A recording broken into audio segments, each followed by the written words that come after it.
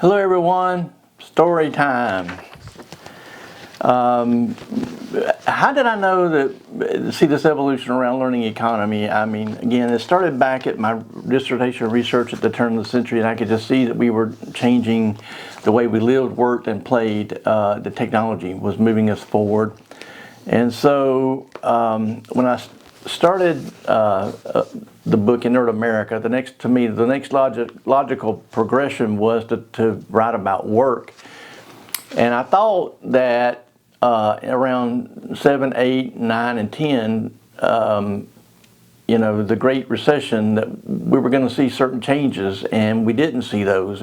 People just kind of said, well, the recession's over, the Great Recession's over, and they just went back to status quo, normal way of work.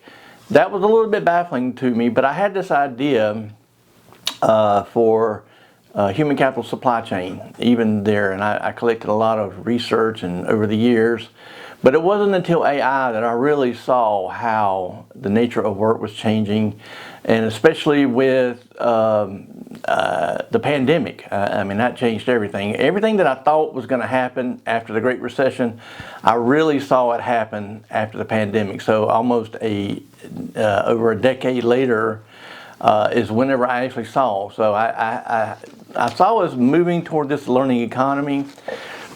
And again, that's one of the reasons that I've always been kind of focused on education as a passion of mine, and I still try to do that. Constant learning, continuous learning is the future. You're not going to ever get to a point where you can stop. That is the number one skill trait that I think every person who's especially starting their career, you've got to be willing to learn new things, and it's a constant effort. And the great thing is that there's so much out there that's free now around AI, but just other things. You can get it online. You don't actually have to go and attend a university.